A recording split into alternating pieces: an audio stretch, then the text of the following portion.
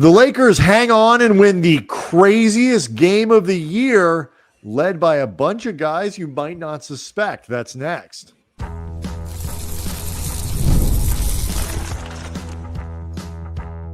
You are Locked On Lakers, your daily Los Angeles Lakers podcast, part of the Locked On Podcast Network, your team every day.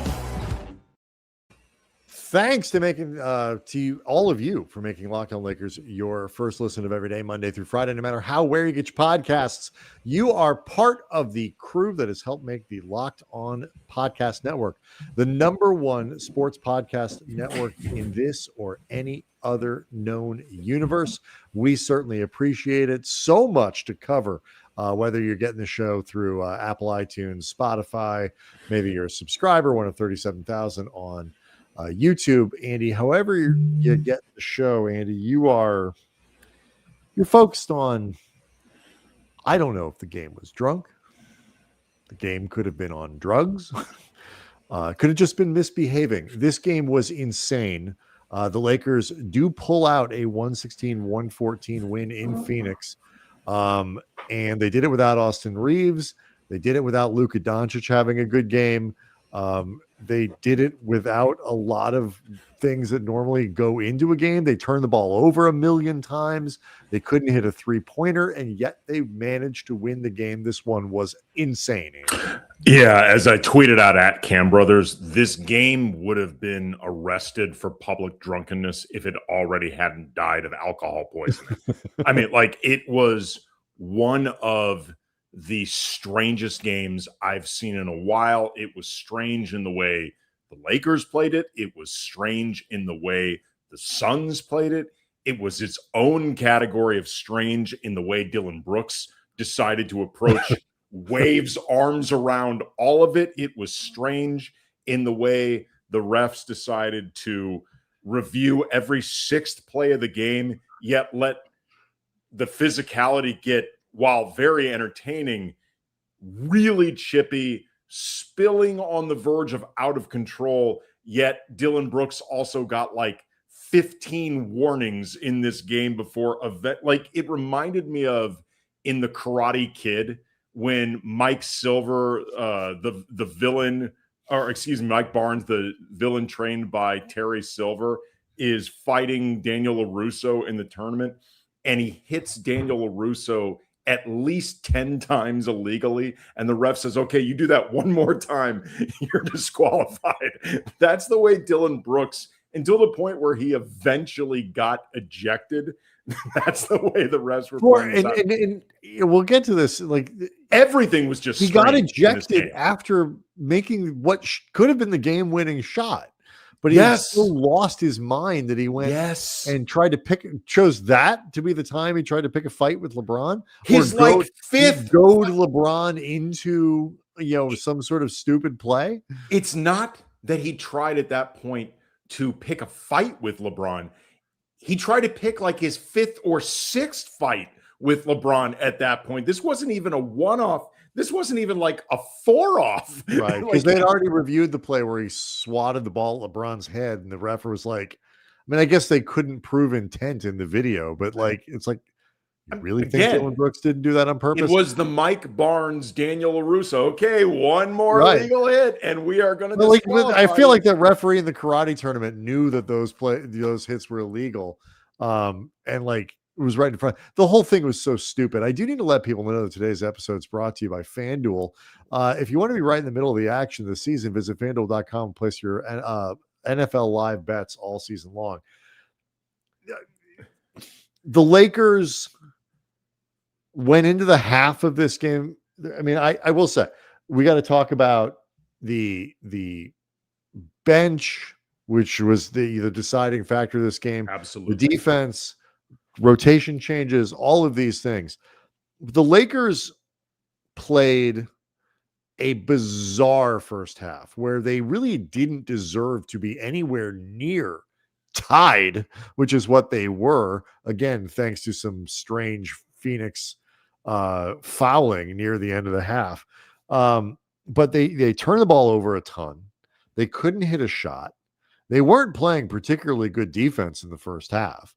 I thought they and were in yet, parts. I actually thought in the second quarter, when it was a lot of the bench heavy lineups led by the surprise hero of the game, one Jared Vanderbilt, who I had basically turned into a political cause, put this effing dude out on the floor, JJ. Like I feel like an activist who finally got his cause put I in hope this front means of. I'll stop getting texts. I mean, like, because throughout last week, I think our everydayers know on Locked On Lakers, I had been bringing this up a lot. I brought this up. It was a big conversation point on my weekly 710 ESPN Lakers show, Lakers Talk, which all y'all should be listening to. Like, True. and I noticed over the course of this week that more people were asking JJ about this. Jared Vanderbilt was getting put in front of the media specifically to answer, hey, why ain't you playing? Do you think you could make a difference? Like, I'm not going to say this only happened because of me, but I frankly don't feel it happened not because of me either. I feel like I had a small role, again, as an activist, and my political cause was Jared Vanderbilt. And JJ had foreshadowed that he was going to play in this game, and that was before we knew even that Austin Reaves was not going to play. He's going to miss about a week, hopefully not more than that, with a calf strain, the official injury of the 2025-26 NBA season. But teams rightly being careful. I hope that sponsor's paying big money, man, because it's hurting the league.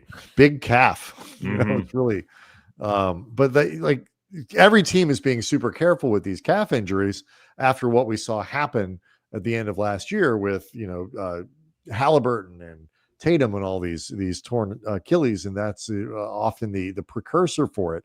So the Lakers are being careful. They're obviously, Vanderbilt was going to play. JJ had said it was gonna happen. The Reaves injury makes that a little easier because obviously you're opening up a rotation spot. But this Vanderbilt was part of a big part, a big part of a. We'll just get to this stuff now. A bench group that I think played its best game of the season. We often judge these things based purely on bench scoring, which I think for this group of Lakers is often not going to be the best way to do it in terms of full-on end-to-end contributions from multiple people on the bench. I think this was their best game. Yeah, well, I know we're going to end up talking at length about Vando in this game and, the effect that he had, because from moment one, he entered the game at the top of the second quarter and immediately got an offensive rebound and putback basket of a miss from Gabe Vincent. But if you look at the four main guys off the bench, Vando, who we're going to get into at length, Jake LaRavia, just 6 points, 2 of 9 from the field, but 8 rebounds, 3 on the offensive glass. The offensive glass was massive in this game for the Lakers. I believe they had 24 offensive rebounds, which led to 25 second chance points, which played a big role in offsetting the fact and that at one Lakers, point, deep, not to cut you off, but just to drive home how good they were on the offensive glass. At one point, deep into the third quarter, they had more offensive rebounds than defensive rebounds. Yeah, which never happens. No, it does not, but it played a big role in offsetting the fact that the Lakers shot 19% from behind the arc on much too high a volume for that crappy an output. I mean, to put in perspective how just bad, and again, the three-point shooting was also bizarre theme of the night. They had, I think, 4 threes in this game. Let me double check. 7 threes. They hit 7 of 37. One of them was from Jared Vanderbilt. Like, that's just how insane the night went. They even went back to that when he had a heat check. He hit the corner three, and then like a minute or two later, he's like, let's try this again. Didn't go down. But really quick, LaRavia, 8 rebounds, 3 on the offensive glass. He had 2 steals, 2 blocks, plus 13.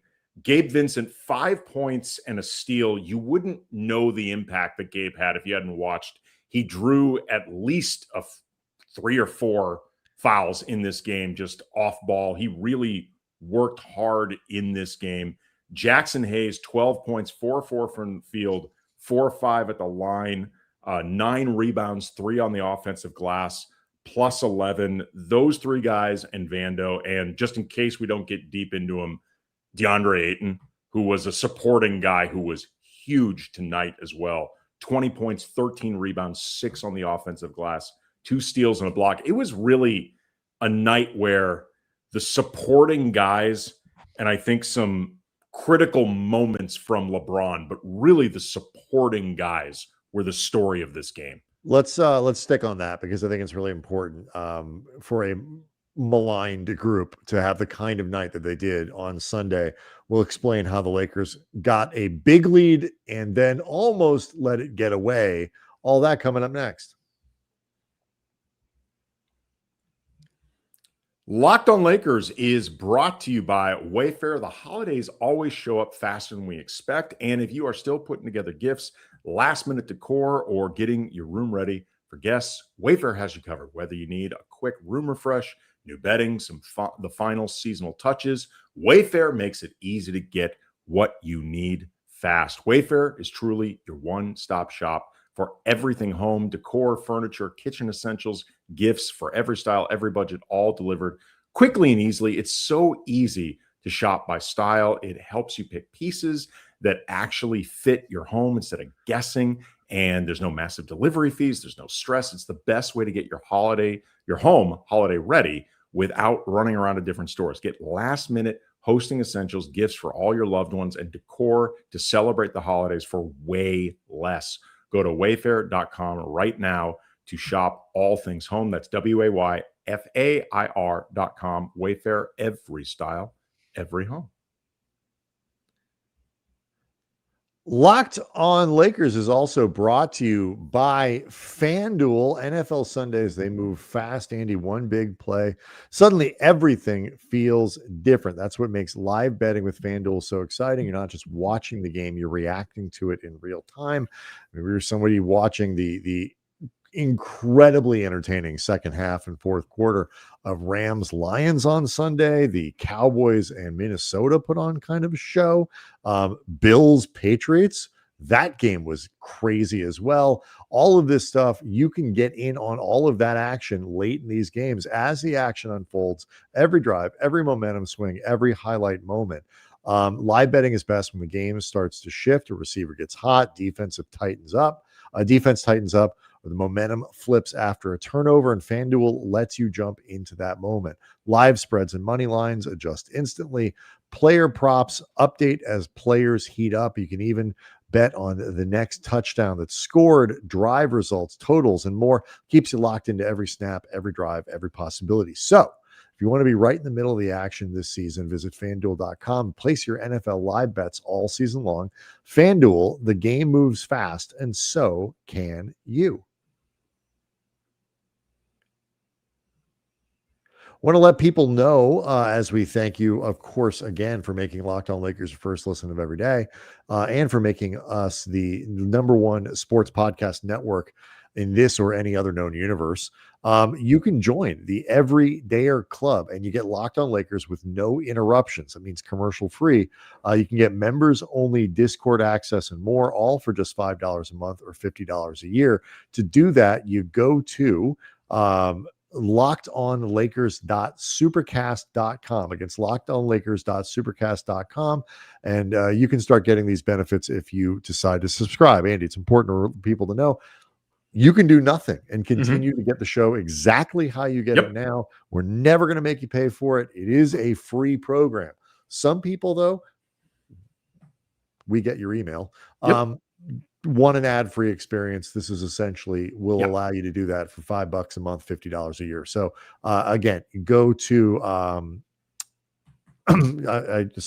go to lockedonlakers.supercast.com. You can also check the show page notes to get more information. Vanderbilt, I think, was the catalyst for a lot of these things, and he's also the big story because he had played, I believe, 3 minutes in the last 10 games. So as he put it after the game, he hadn't played in about a month. Yeah, he was fresh. Well, I mean, he was. It's not just that he was out of the rotation; he was as buried as you could be. He was not playing minutes that mattered. He was not playing garbage time. when JJ was throwing anything and anyone at the wall to see if it stuck, it never included Vanderbilt. Like, he was basically buried under the bench. Yeah, I mean, and the garbage time stuff is always interesting because I do feel like certain veterans reach a point where coaches almost feel like it's insulting to put them in with 2 minutes left in a 40-point game. But that said, you notice it then, and then you also notice, like, geez, he seems to be trying just about every floor combination he can think of when games are still in question. And so, we knew he was going to play. He comes in, offensive rebound, put back, like, right away. Like, you felt the impact there right away. And I think he was part of this group with Jaxson Hayes, with Jake LaRavia at different spots and all that just, especially in the third quarter, when the Lakers went on this big run to build what we thought was a 20-point lead that was going to let them cruise to victory. How silly of us, Andy. Vando was really a core component of that bench push, that energy elevation that helped the Lakers turn it up into gear that Phoenix just wasn't ready for. Yeah, these are just some of the things that happened in the second quarter as the Lakers, I wouldn't say were taking control of this game, because there was no such thing as permanent control by either side in this game. And as we mentioned at the top, things were often haywire. But just these were some of the things that Vando was doing in part of a second quarter. We mentioned he opened the game with a putback of a miss from Gabe, then draws an illegal screen on a pick and roll. It leads to Luka getting a jumper along the baseline, part of a 6-0 run, prompts a timeout from Phoenix, gets a steal of a cross-court pass. It's fouled, clear path, gets to the line, makes both of them. Later, he gets a defensive rebound over old friend Jordan Goodwin, then gets 2 offensive rebounds on missed threes from Jake LaRavia in the ensuing possession. All that work eventually leads to Luka getting to the line. Finished the game with 7 points, 7 rebounds, 6 on the offensive glass, 2 steals and a block. As we mentioned, a corner 3, +7 for the game. And to be totally honest, this, by the way, this is all just in 15 minutes of play. His plus minus actually would have been higher, except the Lakers, where things started to unravel with them in the fourth quarter, I think in some ways, and it was not Jared Vanderbilt's fault, there were back-to-back turnovers from Marcus Smart on the break, trying to throw a pass back to Vando trailing when he had the opportunity for a layup. That led to a turnover. And then LeBron also, I think, having a reasonable shot around the basket, trying to kick out to Vanderbilt. That's a turnover. It felt like they were both trying to essentially dap up during the game Vando for everything he had done and celebrate him. And it's like, really nice gestures, guys, but let's just play the game and give him the game ball in the locker room. Say something nice in the post-game. Well, and this mattered because I think this began a process of the Lakers in those moments taking their foot off the gas because they weren't playing. They were playing with, I think, like heartfelt intentions, but not the right way. And then they just stopped running their offense. They stopped playing with intentionality. It was prevent. It was the basketball equivalent of a prevent defense. They tried to take the air out of the ball. They tried to bleed every shot. I mean, you had bad possessions from LeBron, who I thought overall, he got off to a bad start. He was part of the turnover parade for the Lakers early in the game, but made a lot of big plays in this game. And overall was pretty good. This was not a good game from Luka. 7 of 25 from the field, 2 of 14 from 3-point range.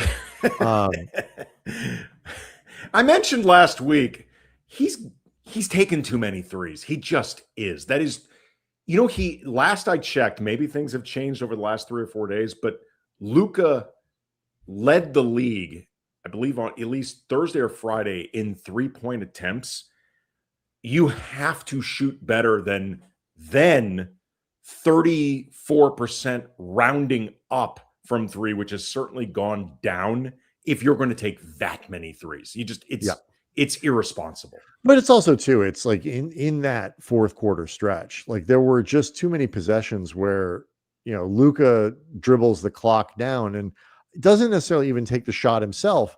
But, there was one where, you get one little piece of penetration and you kick it out to Marcus Smart or something like that. It's like, that's it. And like Marcus has to shoot because the shot clock's down to like 1 and stuff like that. Just too many of those types of possessions for the Lakers, and it almost cost them the game. They went from up 20 to actually down. And if Dillon Brooks doesn't completely lose his mind in the final minutes of the game,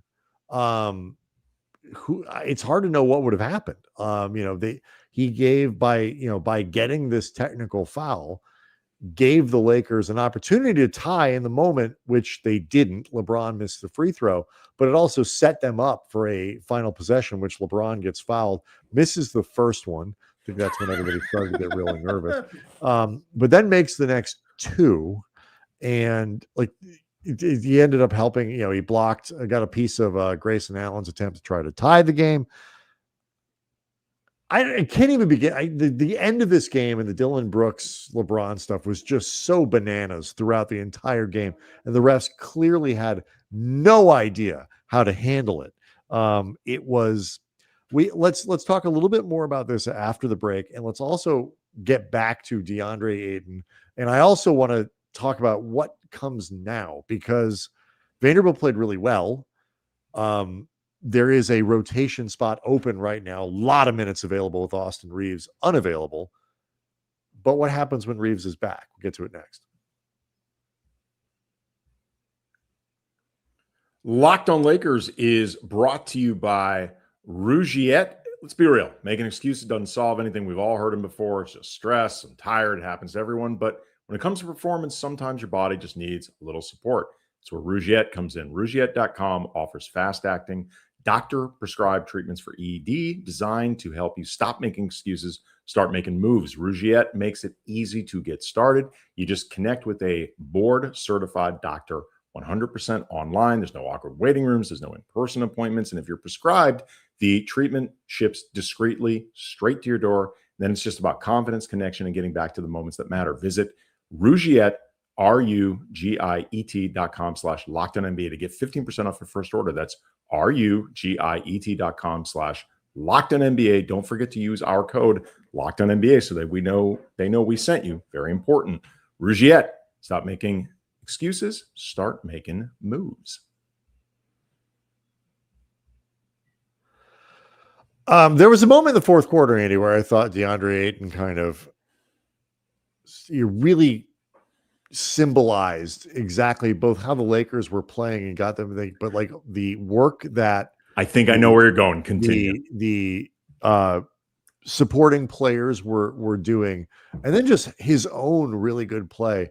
Lakers miss a shot, and it's like Deandre Ayton with like 7 Phoenix Suns around him, and he just keeps the ball alive, and finally eventually gets the offensive rebound in what really seemed like an improbable moment to be able to do that sort of thing.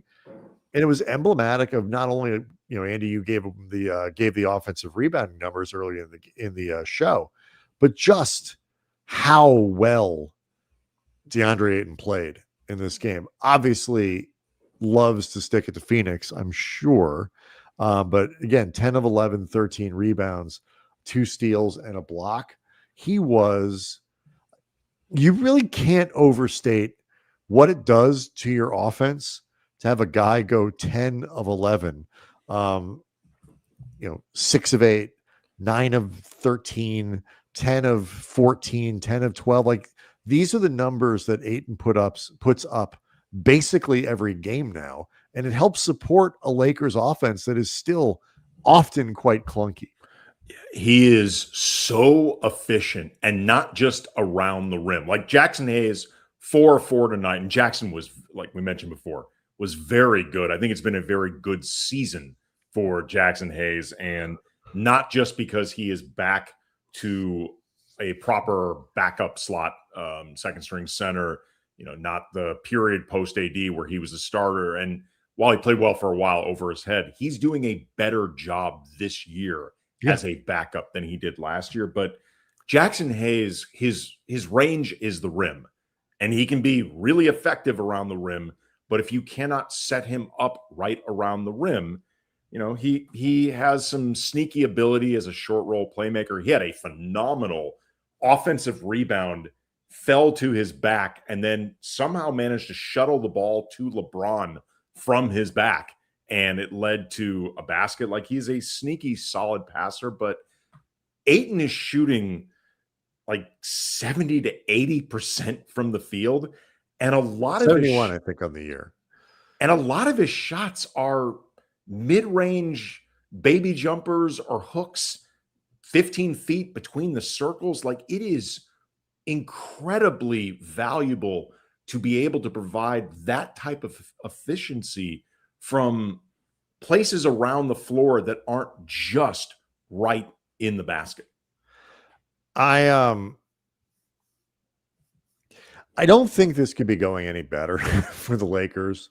It's going better to the extent that, like, if he keeps doing this, it's gonna be hard for Lakers to keep Ayton next year, but that's a problem. You know what? We're going to talk about that late. I mean, it's obviously too early. Right. It's way too early for that.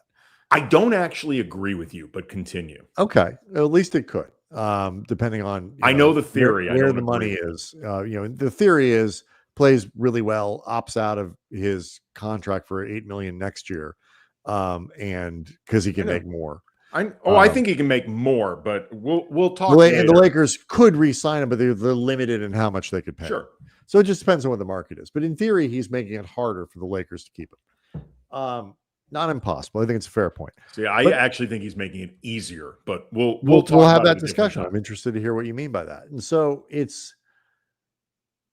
is, this was, though, even if you just sort of accept that as like a potential outcome for next year, the scenario that the Lakers kind of hoped that they would get was an Ayton that plays well, that plays defense, that is active and engaged, that is a high efficiency player offensively, that provides a really strong screen and roll architecture for Luka and for Austin Reaves, especially. And they can do that. And if that means that he's outplayed his contract, that means they got the results, like the high end of the results that they wanted.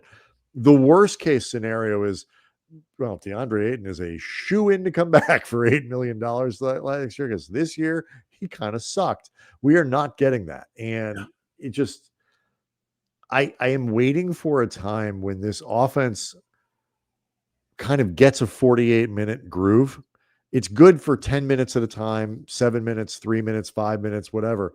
But if it ever gets a real consistent groove, this underlying phenomenon of Ayton shooting in the 75% range is going to be a huge, huge building block of what the Lakers do as a fully realized, I hope, offensive team.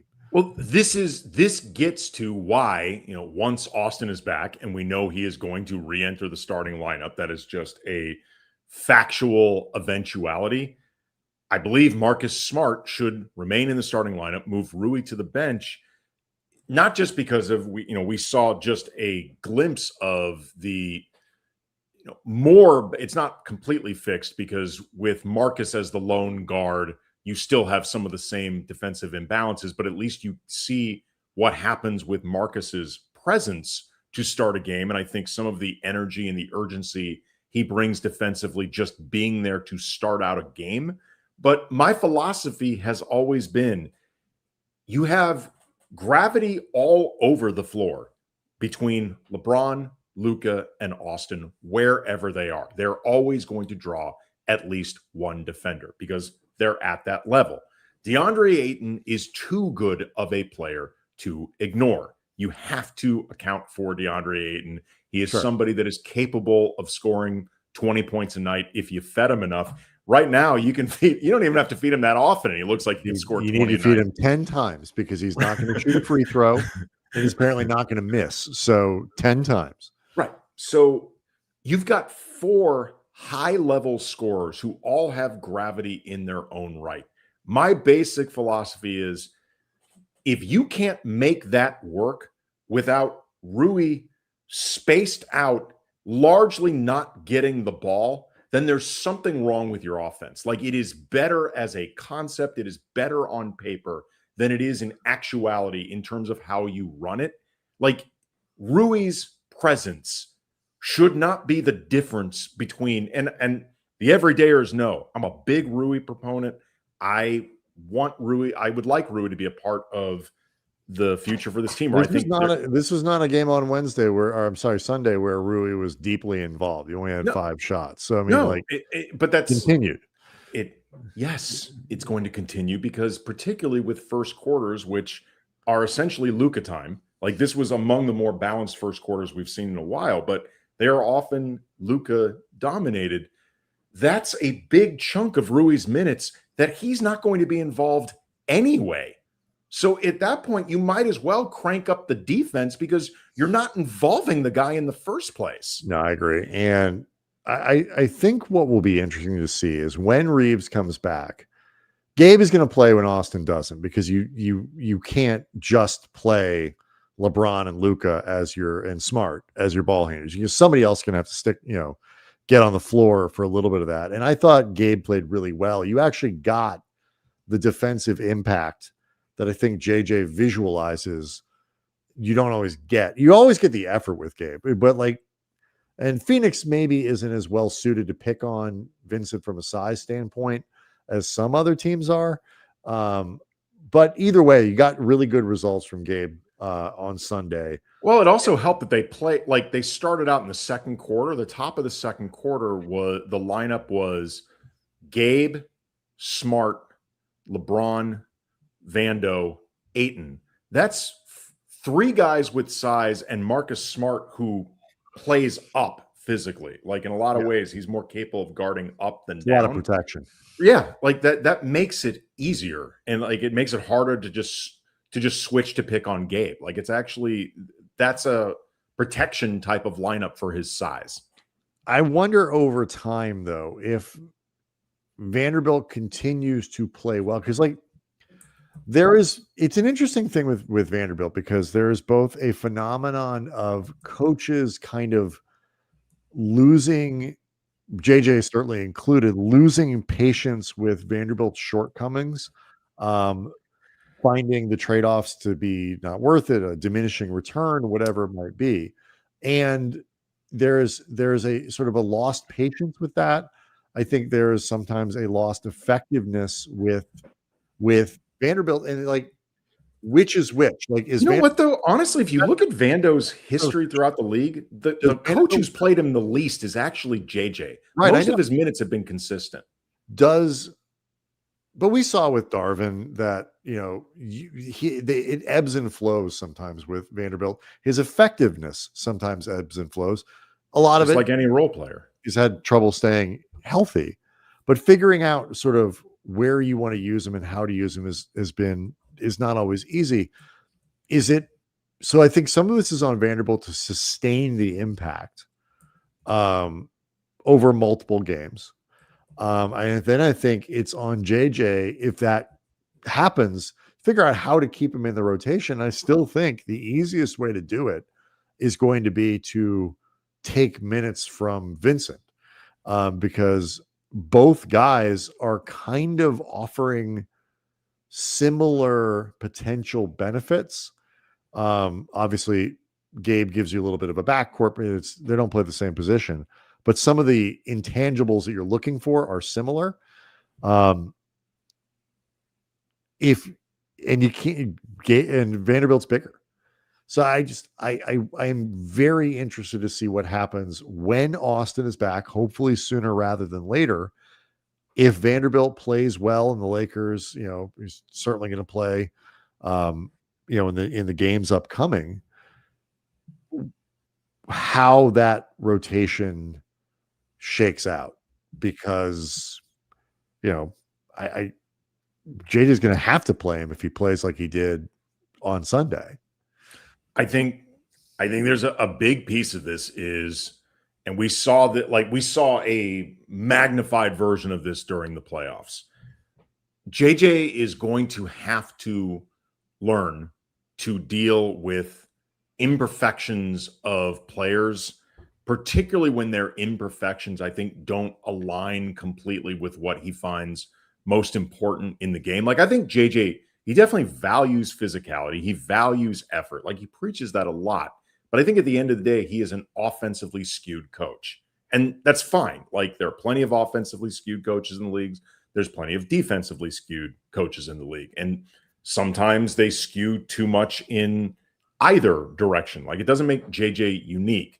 But like, JJ had an interesting comment after this game that I thought represented sort of the game as a whole, where, you know, he said, we made a lot of mistakes in this game. There was a lot of ugliness, but the goal is growth, not perfection.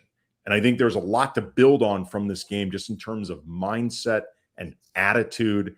And bleep you, we're not taking any bleep from you. We are setting the tone. We are going to go out there and make you feel us for 48 minutes.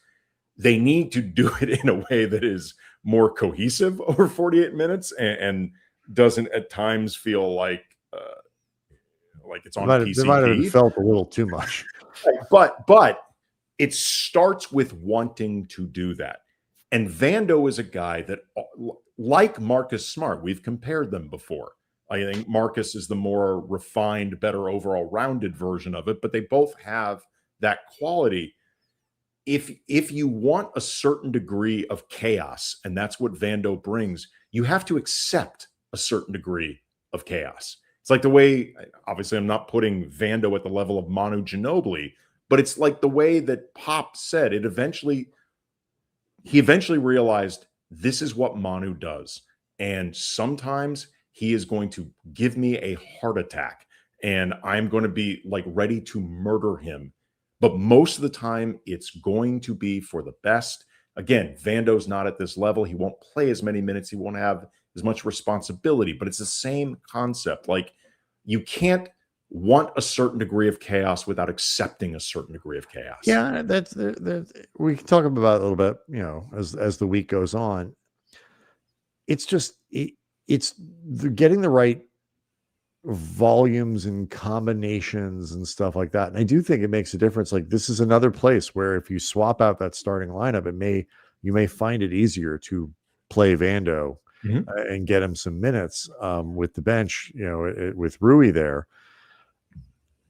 You are higher on the sort of consistency of Vanderbilt than I am. I think he is a more sort of challenging player than you do, because he is so bad often offensively, like so bad that he's got to be uniformly awesome often on the other side and disruptive and all these other things. And he's not always, but they got to figure out, they have this thing on the bench and they got to figure out how to do it. And, you know, I said, like, you're not getting it out of Vincent. So I would swap those minutes out for starters for Vanderbilt, who's just bigger and more active and harder to work around for the other team, and see what happens from there. But it creates hopefully good problems for Redick that we can continue to break down as the next few weeks progress. The Lakers playing what I guess technically amounts to a road trip, but not really, because they keep coming home in between games. So they what is the Utah game is Thursday, correct? Yeah. So they play again against Utah on Thursday.